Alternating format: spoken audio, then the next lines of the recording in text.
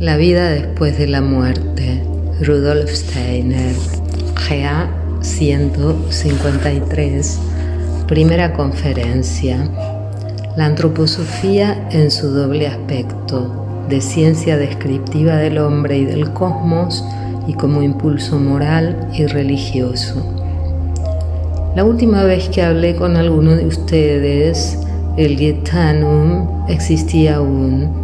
Entonces tuve una de las más grandes satisfacciones al poder hablar ante un grupo de amigos franceses. Hoy esta satisfacción se ha repetido por el hecho de que estos amigos me invitaron a tratar aquí algunos temas relativos a la antroposofía. Agradezco a tales amigos tan amable invitación, particularmente a la señorita Sauerwein. También quiero expresar mi satisfacción por la manera tan amable y acertada en la que el Dr. Sauerwein tradujo mis conferencias de Dornach y que desinteresadamente se declarara dispuesto a seguir haciendo este trabajo. Por todo esto le estoy particularmente muy reconocido. Desde entonces, ciertas cosas se transformaron en el movimiento antroposófico. Esta transformación proviene de que hayamos podido, poco tiempo después de haber sido golpeados por el incendio del Gietanum, celebrar el Congreso de Navidad en el que participaron nuestros amigos antropósofos de una manera muy intensa. Este Congreso ha dado, creo, un impulso nuevo a todo el movimiento antroposófico y en particular a lo esencial de la actividad antroposófica. Otra novedad en este movimiento es que me tuve que hacer cargo de la presidencia de la sociedad, mientras que hasta el momento me consideraba como un instructor, ya que el puesto de presidente era asumido por otros.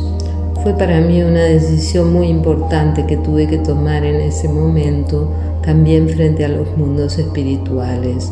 Fue un riesgo, puesto que las revelaciones de las entidades espirituales de las que dependemos cuando se trata del desenvolvimiento de la antroposofía podrían haberme armado desde el momento que me dejé absorber por la administración de la sociedad. Pero hoy puedo constatar, como hecho de extraordinaria importancia, que esto no ha sucedido. Por el contrario, después del Congreso de Navidad, el impulso espiritual que debe descender de los mundos superiores para que el movimiento antroposófico prosiga su desenvolvimiento se ha acrecentado considerablemente, de modo que nuestro movimiento antroposófico ha podido ser cada vez más esotérico y lo será cada vez más en el futuro. En relación a esto y en cuanto a los mundos espirituales, fuerzas contrarias muy enérgicas, fuerzas demoníacas, atacaron con ímpetu el movimiento antroposófico. Pero el pacto que pudimos realizar gracias al Congreso de Navidad con los buenos poderes espirituales nos da la firme esperanza que en el futuro puedan contrarrestar el poder de estos adversarios espirituales, quienes se sirven en la tierra de los seres humanos para obtener sus fines. En el curso de estas 3 conferencias, amigos míos, quiero demostrarles cómo la antroposofía nos ofrece un conocimiento de lo que es espiritual en el universo y en el hombre, pero un conocimiento de tal naturaleza que uno pueda extraer verdaderos impulsos interiores que logren fecundar en el alma la vida moral y la vida religiosa. Es justamente por esto que le va a ser posible al hombre adquirir conocimientos que sean al mismo tiempo impulsos morales y religiosos, pues la antroposofía aportará a la humanidad nuevos valores diferentes a los que trajo la civilización de los últimos siglos. Pero el mal que sufre esta civilización proviene de la enorme cantidad de conocimientos que existen, ciencias naturales, económicas, filosóficas, ocupando todo esto el área de la cabeza del hombre. Los impulsos morales y religiosos únicamente surgen del corazón, del alma sensitiva. Aquí se presentan en forma de ideales morales y religiosos, pero estos ideales, ¿contienen acaso la fuerza suficiente para que el sentimiento animado por ellos pueda crear universos reales? ¿Señalarán al hombre un porvenir cuando pase el umbral de la muerte? Momento ese en que el mundo físico parece desvanecerse. A estas preguntas, la ciencia moderna nada puede responder, y es de ahí que nace la gran duda de los últimos tiempos, la gran duda de la época presente. Quisiera considerar hoy la esencia del hombre bajo 3 aspectos. Esta esencia la podemos examinar entre el nacimiento y la muerte. Lo encontraremos entre estos 2 límites que hacen a nuestro destino. Por una parte, el nacimiento, o más exactamente la concepción. Por otro lado, la muerte. Nacimiento y muerte no son la vida. Con lo primero ella comienza, con lo segundo termina. Surge una pregunta. El modo de observación del que nos servimos para examinar la vida entre el nacimiento y la muerte, ya se trate de comprender nuestra propia vida, ya la de nuestros semejantes, y que aplicamos para el estudio, puede servir también para considerar al nacimiento y a la muerte por sí mismos. Comencemos hoy por encarar la muerte que cierra de una manera tan precisa la existencia terrestre del hombre. La muerte arrebata el cuerpo físico del hombre, toma la forma humana que tenemos entre los ojos y la devuelve a la vida de la tierra. ¿De qué manera la muerte arrebata este cuerpo físico? La tierra toma de él sus elementos, son sus propios elementos si son sepultados, y el elemento del fuego cuando hay cremación. ¿Qué hace la tierra con ese ser humano que es percibido por nuestros sentidos físicos? Pues no puede hacer otra cosa que destruirlo. Lancemos una mirada a las fuerzas que nos rodean. Cuando el cadáver humano le es entregado, no pueden construir ya nada con él, no pueden hacer otra cosa que destruirlo. En consecuencia, podemos decir que las fuerzas de la naturaleza que nos rodean no son constructivas, ya que desde que el cuerpo humano le es entregado, lo disgregan. Necesariamente debe haber otra cosa que hace a la construcción del ser humano, algo no terrestre, pues por esto he disuelto. El problema toma un cariz diferente cuando se examina la muerte del hombre con la ayuda de los poderes y conocimientos especiales que han sido engendrados en el alma mediante las disciplinas espirituales. El conocimiento corriente ve en la muerte un cadáver y nada más.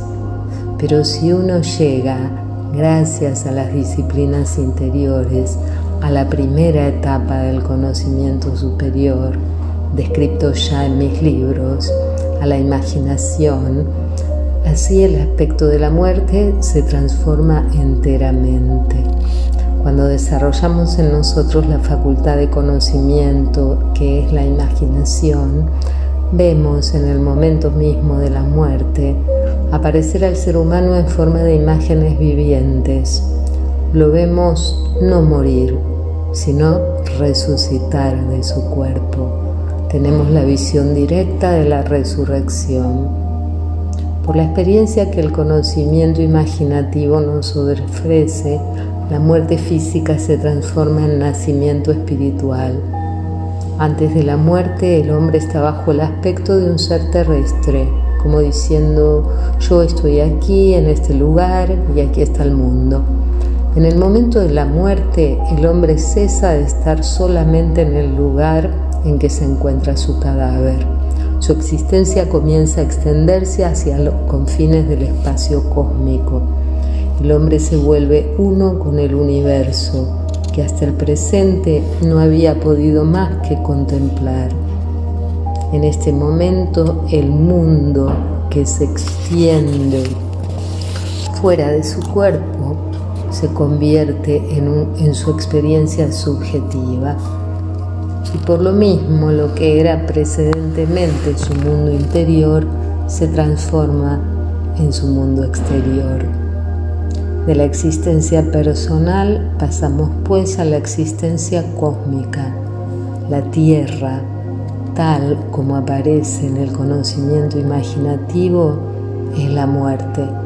La Tierra se manifiesta a través de este conocimiento imaginativo como la portadora de la muerte en el todo universal. En ninguna de las esferas desde donde el hombre puede intervenir en el curso de la vida física o de la vida espiritual se encuentra la muerte tal como es en la Tierra. En el instante en que el hombre ha pasado por la muerte y se ha convertido en uno con el cosmos, se nos presenta un segundo aspecto, un aspecto que no es el de la muerte, sino el de la inmensidad del espacio saturado por los pensamientos cósmicos. El cosmos en su totalidad se convierte ante la experiencia clarividente de la imaginación. Y para el hombre mismo, cuando ha pasado por la muerte, en un universo lleno de pensamientos cósmicos que viven y se mueven en las profundidades del espacio, todo se realiza y se entreteje en un mundo de pensamientos cósmicos. Con ellos todo se activa y se anima. Es el segundo aspecto de la muerte. Cuando en el curso de la vida terrestre nos enfrentamos con un ser humano, lo que tenemos delante en primer lugar es su personalidad. Para que conozcamos su pensamiento es necesario que hable.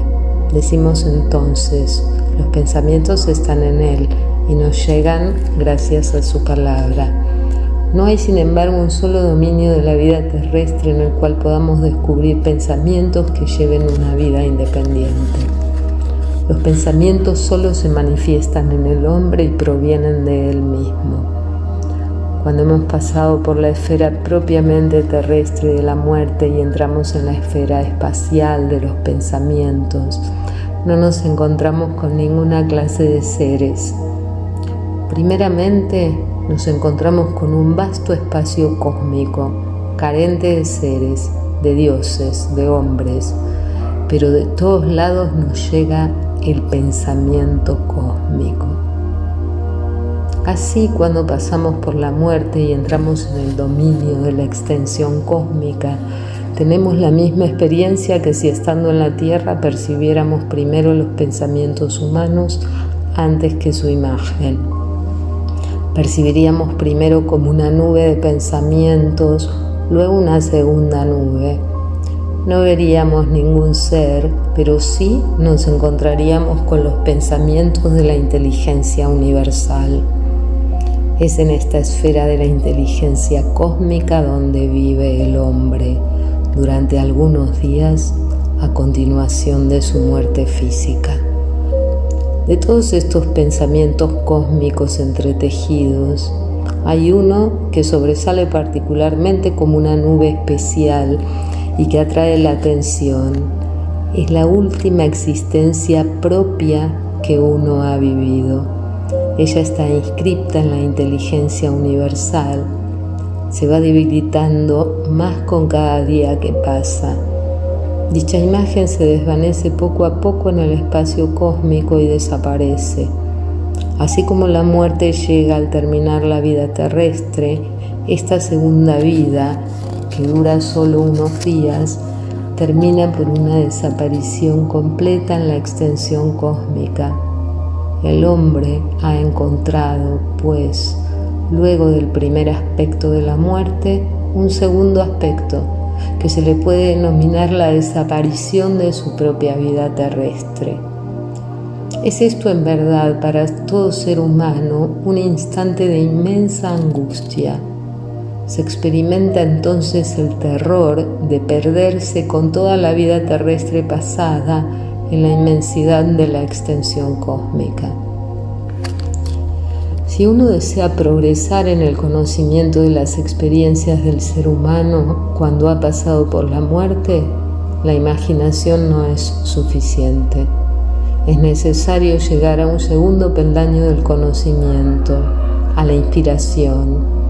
En el tema de la imaginación se encuentran imágenes que básicamente son como las del sueño. Cuando se trata de imágenes oníricas, nunca estamos seguros si estamos ante una realidad o no. Por el contrario, las imágenes del conocimiento imaginativo son siempre de una naturaleza tal que expresan, por su cualidad específica, una auténtica realidad. A través de la imaginación se vive en un universo de imágenes, pero este es una realidad. Esta etapa debe ser superada si se quiere llegar a la contemplación de las experiencias terrestres que el hombre, en el transcurso de unos pocos días después de su muerte, ha podido revisar a través de imágenes.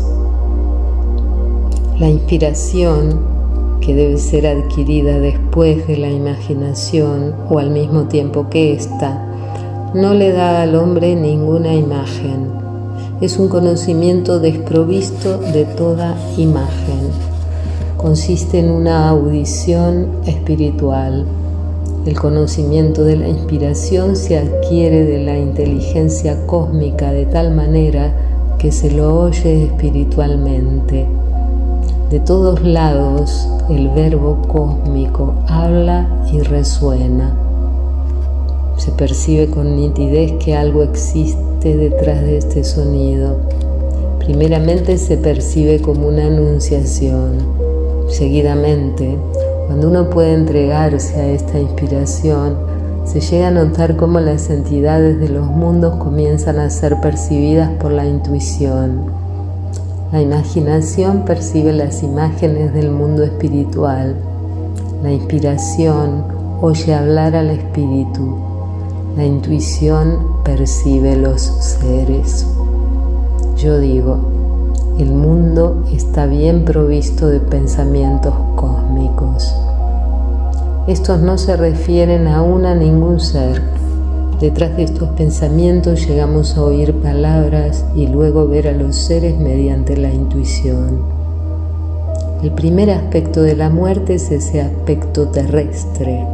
El segundo aspecto nos lleva hasta la inmensidad del espacio, al cual miramos de una manera incomprensiva y que es el ámbito de la desaparición del ser humano. Y el tercer aspecto nos acerca a lo que para la mirada sensible limita al espacio por todas partes: las estrellas. Las estrellas no aparecen aquí como las que ven los ojos físicos. Para estos son puntos luminosos que brillan en el confín del espacio visible, los cuales observamos. Cuando hemos obtenido el conocimiento intuitivo, las estrellas o astros se nos convierten en la revelación de seres cósmicos espirituales y contemplamos en lugar de estrellas fijas, colonias espirituales situadas en el seno del universo espiritual, ocupando el lugar preciso en que hemos creído ver estrellas físicas. El tercer aspecto es, pues, el de las estrellas, y después de haber aprendido a conocer la muerte y de haber conocido la inteligencia cósmica expandida por el espacio, nos introducimos a la esfera de las entidades espirituales del universo con sus estrellas. Cuando el hombre ha franqueado el abismo de la inteligencia cósmica, entra a la esfera de las estrellas. El cielo estrellado lo recibe como la tierra lo había acogido antes entre su nacimiento y su muerte. El hombre era en la tierra una criatura terrestre entre otras criaturas terrestres. Después de la muerte es una criatura celeste entre otras criaturas celestes. La primera esfera cósmica en la cual penetra el ser humano es la de la luna. Más tarde penetrará en nuevos círculos cósmicos. En el momento de la muerte, el hombre pertenece aún a la esfera de la tierra. La ve con las diferentes sustancias con las que está constituida, sus metales, sus diversos elementos, Después de la muerte, lo que puede abarcar el conocimiento de los terrestres pierde todo valor. Toda diferenciación cesa de existir. Todos los cuerpos sólidos no son más que el elemento tierra, y el hombre vive hasta el momento de la muerte en los 4 elementos: tierra, agua, aire y calor.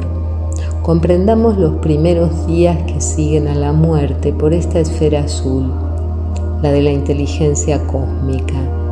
Ahí el hombre ve la imagen de su propia vida terrestre, se encuentra situado entre el dominio de la tierra y el dominio del cielo. Al transcurrir algunos días penetra en el dominio del cielo, pero primeramente en la esfera de la luna. En esta esfera comienza a encontrar seres cósmicos reales, pero estos seres son aún extraordinariamente semejantes a él. Son seres con los cuales ha estado en otro tiempo unido en la tierra. Mis queridos amigos, ustedes podrán releer en mis obras cómo el globo físico de la luna en tiempos remotos se separó de la tierra. Estuvo primero unida a la tierra y después se separó para convertirse en un astro independiente. Pero no fue solamente la luna física la que se separó de la tierra. En ese lejano tiempo, los grandes instructores de la humanidad, grandes maestros arquetípicos, habían traído al hombre terrestre su primera sabiduría. Dichos maestros no se manifestaban en la tierra en un cuerpo físico, sino tan solo en un cuerpo etérico. El hombre, cuando recibía su enseñanza, la percibía interiormente. Después de haber permanecido algún tiempo en la tierra, estos instructores se separaron con el globo de la luna y formaron sobre él una colonia espiritual de entidades lunares. Estos antiguos maestros arquetípicos de los hombres, que han dejado la tierra desde hace mucho tiempo, son los primeros seres cósmicos que el hombre encuentra algunos días después de su muerte. El período durante el cual el hombre permanece junto a estas entidades lunares constituye una vida nueva que mantiene una curiosa relación con la vida terrestre. Cuando se capta la vida de un ser humano después de la muerte a través de los conocimientos suprasensibles, puede creerse que esta vida es más fugaz y menos densa que la vida terrestre. Puede creerse también que el ser humano adopta en el mundo espiritual una forma más bien aérea. No es el caso. Cuando el hombre llega a la etapa de la vida después de la muerte, pero con conocimientos suprasensibles, resulta que esta vida obra en él de una manera mucho más realista que la vida terrestre, porque ésta en muchos aspectos le parece un sueño. Esto tiene una duración aproximadamente equivalente a 1/3 de la vida. Las experiencias que tienen lugar entonces varían según los individuos. Pero ¿cómo se las puede caracterizar? El hombre, al considerar su vida terrestre, es generalmente presa de una ilusión. Nota perfectamente lo que realiza durante la jornada, pero es inconsciente de todas las experiencias realizadas espiritualmente durante la noche, esto es, mientras duerme. La vida está organizada de tal manera que, aunque no seamos dormilones, dormimos la 1/3 parte de nuestra existencia terrestre. Es concerniente a este tercio lo que el hombre evoca y vive conscientemente en forma conjunta con las potencias lunares. La posibilidad de esta experiencia nos es dada por los instructores arquetípicos de la humanidad que vierten en nosotros su vida, la cual vive en nosotros. Uno revive así contenido inconsciente acumulado durante las noches en una forma más fuerte y real de lo que vivió despierto. Quisiera permitirme ilustrar lo que acabo de decirles con un ejemplo. Ustedes, queridos amigos, quizás alguno conozca el primero u otro de mis misterios. Nota al pie. Rudolf Steiner ha escrito en forma magistral 4 dramas o misterios que se representaron teatralmente en las 4 grandes fiestas del año en el Goetheanum de Dornach, Suiza. Dichos dramas se denominan respectivamente así: El portal de la iniciación, La ordalía del alma, El guardián del umbral y El despertar de las almas. Por eso, juntamente con Eduardo Juré, Steiner puede ser considerado como el creador del teatro esotérico, el cual, como los autos sacramentales de Lope de Vega en el catolicismo, deberá ser reactualizado para intensificar mejor los auténticos valores del cristianismo. Nota de la editorial. Ustedes, queridos amigos míos, quizá alguno conozca el primero u otro de mis misterios. Sabrán que allí he bosquejado, entre otras personas, las figuras de un tal Strader.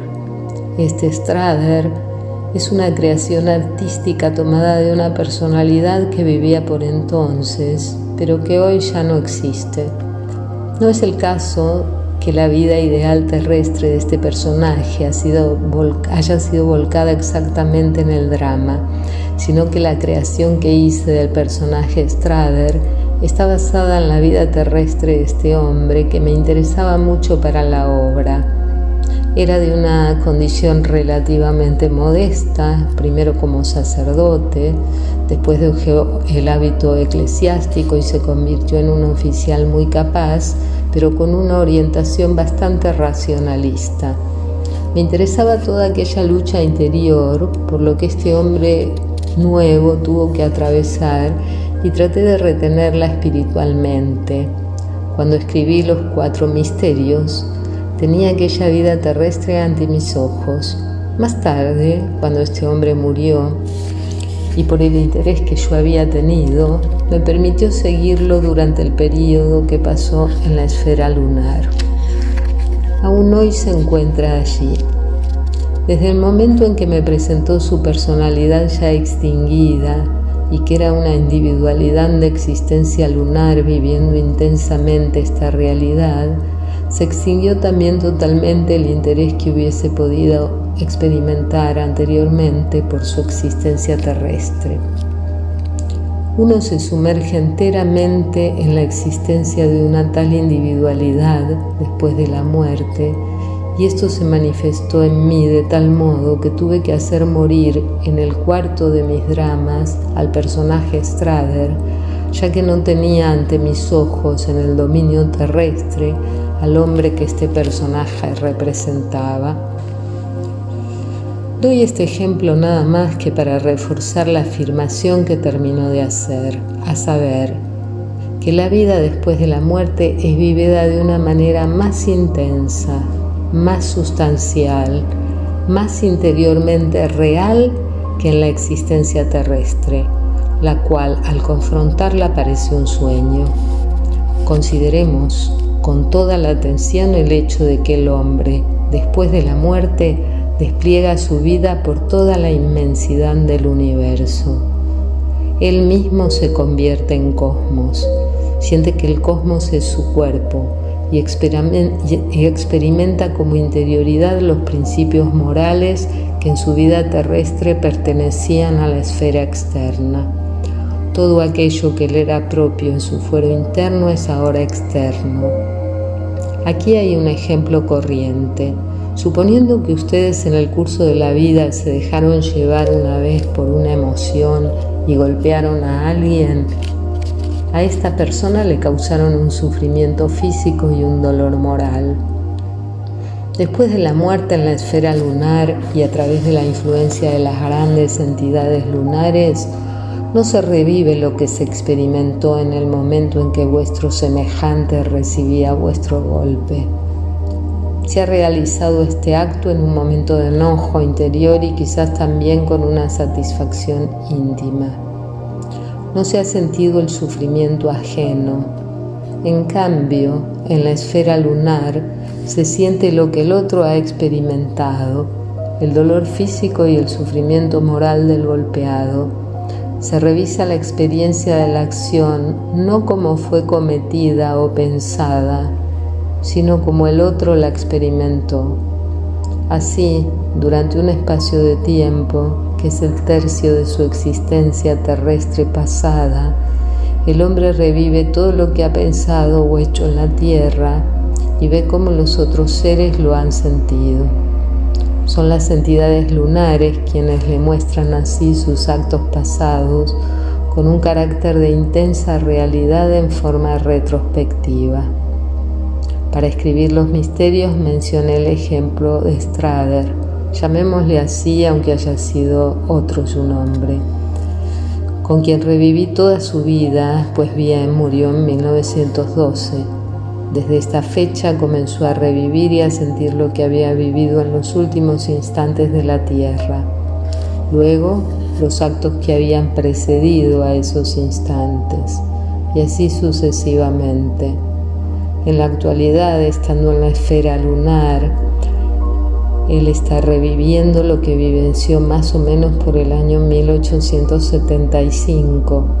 El tiempo transcurrido entre 1912 y 1875 ya lo había revivenciado y estaba prosiguiendo este análisis de su vida terrestre hasta la fecha de su nacimiento.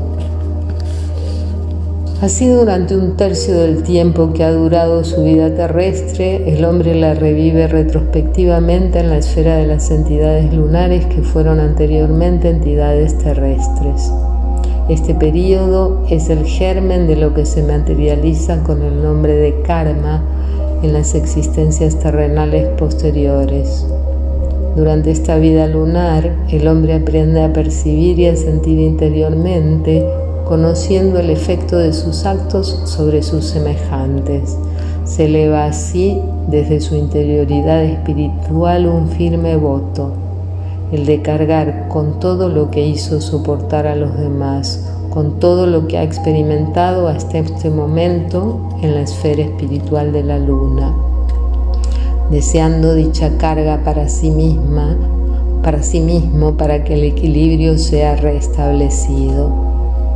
Esta resolución de realizar su destino conforme a los efectos de sus actos y sus pensamientos mediante este deseo intenso marca el final de este periodo lunar.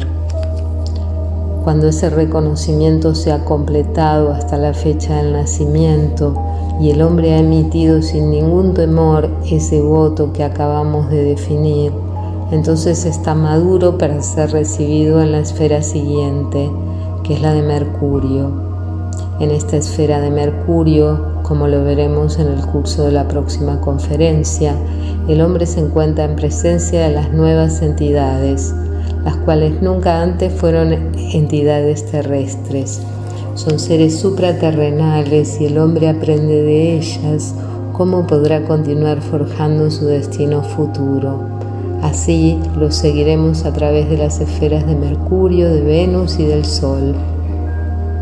Aprenderemos lo que acontece al hombre entre la muerte y un nuevo nacimiento y lo concerniente a su ser espiritual, relacionado con aquellos seres terrenales con quienes estuvo entre su nacimiento y su muerte. El hombre vive la existencia terrestre que transcurre desde el nacimiento hasta la muerte, y la vida celeste que se extiende desde la muerte hasta un nuevo nacimiento, porque su existencia total se compone alternativamente de esos dos períodos. ¿De qué manera? Es lo que trataremos en las próximas conferencias.